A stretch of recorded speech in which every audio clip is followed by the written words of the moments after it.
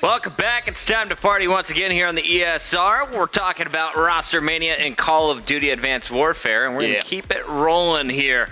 We just talked to Slacked about his move. Of course, you're going to see Classic depart the squad. In his place, Octane's taking over. Yeah.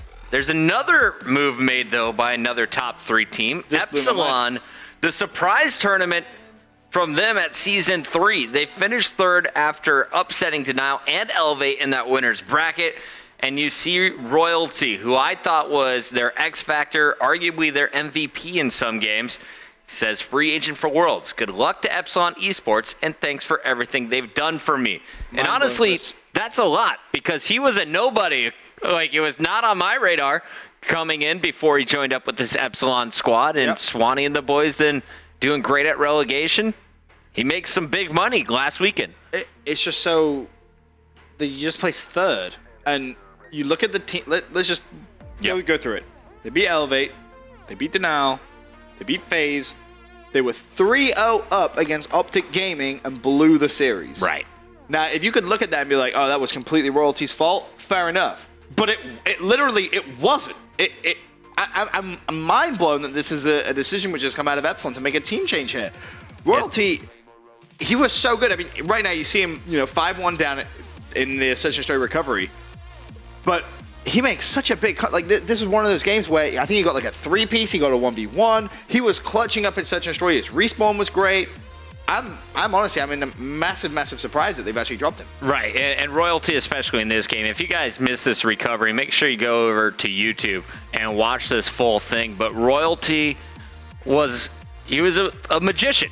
Like, he single-handedly brought his team back in it. He outplayed Scump in that scenario, later clutching the 1v3. But he had so many big moments throughout the tournament. But I did pull up some stats, and honestly, his numbers weren't as impressive as I had them in my head. Overall, Season 3 playoffs, a .93.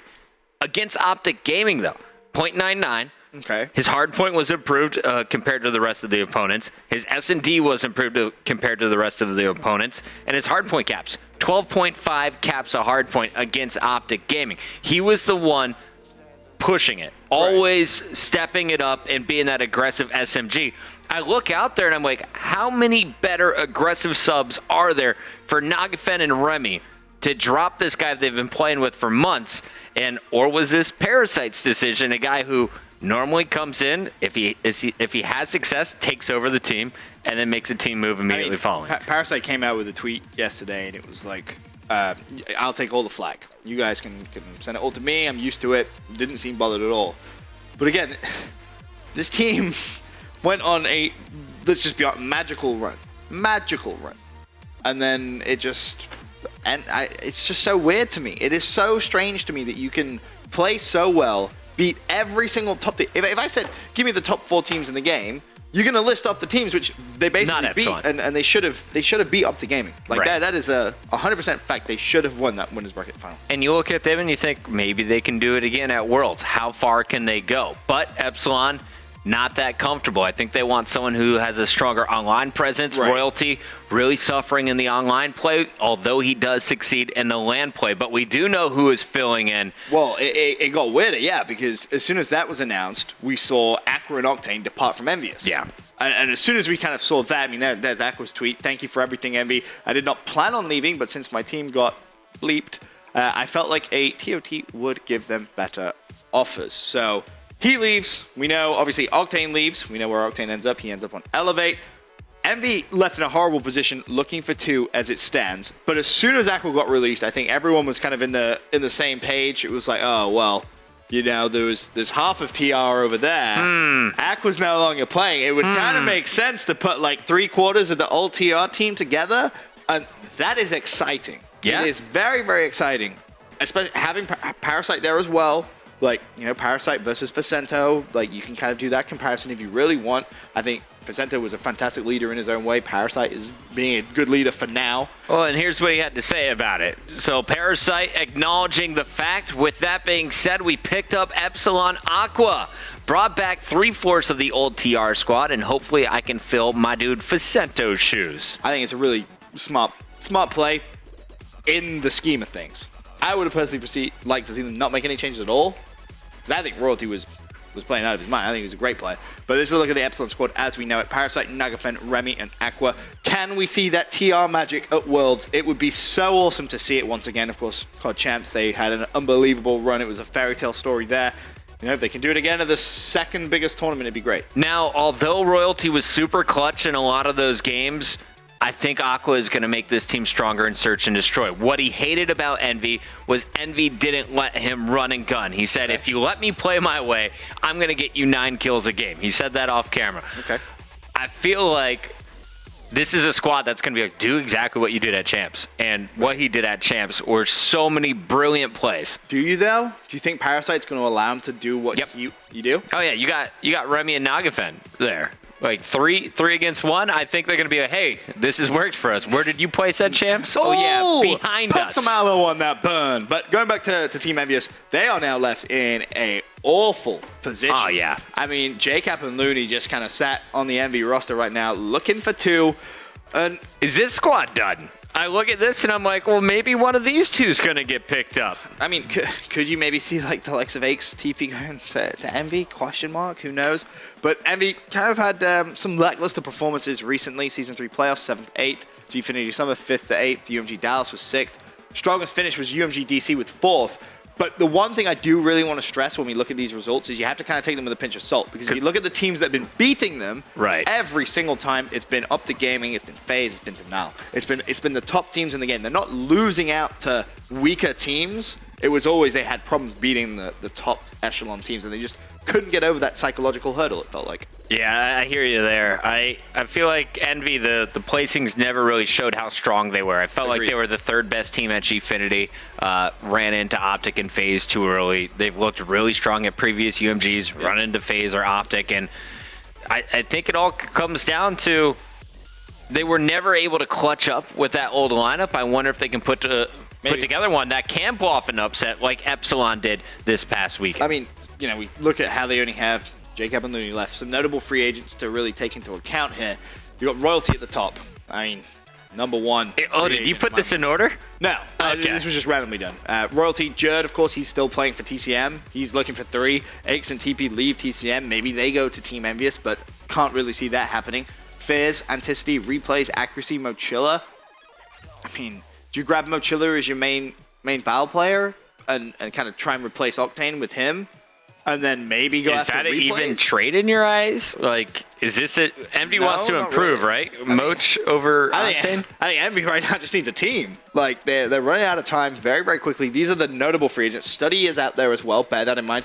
Potentially, could they grab Proofy again from E6? Replays better get on this team, because I just thought about it. Where's half of your World Championship squad? Well, they're playing for FaZe now in Clayster and Attach. There's JCap and Replays. Bring that back together. Yeah. Can you get Looney to the level that Attach was? And then you got to find a powerful bow. And maybe Moch is that best option for you. I feel like when you look at who's available right now, he really is. But Aches TP, they were on Envy, if you remember when the Rostermania was going on in, I think it was Season 2. Obviously, nothing really came from that, but still. Anyway, yeah. It's nice to You're not picking up TP at this point, and you're not picking up Aches if you're Envy. I agree. I think you have to look for those stronger options. And then, of course, moving on as well, Classic leaves Elevate for Denial, as we know. Right. Octane joins up. So that was something which we kind of talked about earlier on when we had Select on. But Rostermania just kind of continued going and going and going. There was so much stuff going on. We can actually move on. We know Epsilon pick up Aqua, as we kind of talked about. That was a big pickup, 3/4 of TR. TK yesterday. Announced this yesterday. This was crazy. Apathy, guess what? Surprise, surprise. Back on Team Caliber. It's been just kind of a very strange year, I feel, for TK. They keep picking up the same group of people, and this year they haven't really had the best performances, being honest. Of course, Team Caliber, Apathy, Sharp, Neslo all got silver medals together. Theory was not on that lineup at the time. Apathy was filling in. He was phasing up. So now we'll see. How do Apathy and Theory gel together? Yesterday we talked about it. Ben, I got to get your prediction here. Does TK finish in your top 8 at Worlds? Let me wait to find out all the other teams. Does TK finish in your top 8 at Worlds? Let me wait to see all the other teams which develop, because it's a big question. Maybe the chemistry comes back. Maybe Realistically, no. I think it would be kind of naive to say that they're going to have a good event after the year they've had. But obviously, that trade came in. Nameless was left out as a free agent after that, after he was dropped. Right. Where was Nameless going to go? Oh, shock horror. It made so much sense. Did you just say shock collar? Shock horror. Oh, shock horror. I mean, Gotcha. for the MLG New Orleans World Championship, our fourth will be Nameless. Let's get it, says Embos. So Nameless officially joins up with Optic Nation. It is literally, that was the easiest thing I've ever had to try and predict in Call of Duty esports. It makes so much sense. Yo, can we double high five? We called the Apathy move. Boom. We called the Optic Nation move. Boom. 2 high fives. It makes sense though when you look at it. You can just kind of go all the way back to PAX, the Unite history that they have together. Wonderful, where they managed to beat Complexity at the time, a powerhouse team. Of course, Miracle's Nameless, small time teaming together on Curse LV. Yep. It's logical, they're good friends, and this is something that Replays was kind of talking about a little bit yesterday when we were just kind of guessing at who would go on this squad. When we were talking about Nameless, it was sometimes just having good vibes on your team is enough to make you all play better. And hopefully he's all about those good vibes. Nameless is a great guy. Really, really good guy. I've been a fan of his for a very, very long time. I obviously wish him the best of luck at Worlds. Does Nation finish top 8 at Worlds? Absolutely not. Wow. Oh, wait, top 8? Top 8. Depends on the vibes, man. Does Nation finish top 6? No. No. All right, so Definitely 7th to 8th, the top that Ben sees them finishing. Yeah, why not? What? Roots? You gonna go that high? Just wait, let me wait to see all the teams. When all the teams are laid out in front of us, we can make. I will grill you. No, I know you will, which is why I'm saying let me see all the teams first. I'm still looking. I've got my eye on Proofing. I got my eye on Study. There are 2 people we haven't really spoken about, and I think for Worlds you could expect to see some moves being made. I feel like you're living in 2013, bro. I'm just saying. Anyway, for now, we're going to go over to a quick commercial break. When we return, we got another awesome interview. We got Accuracy coming on the show just to talk a little bit about what happened with Orbit and what his potential future plans are. Be right back.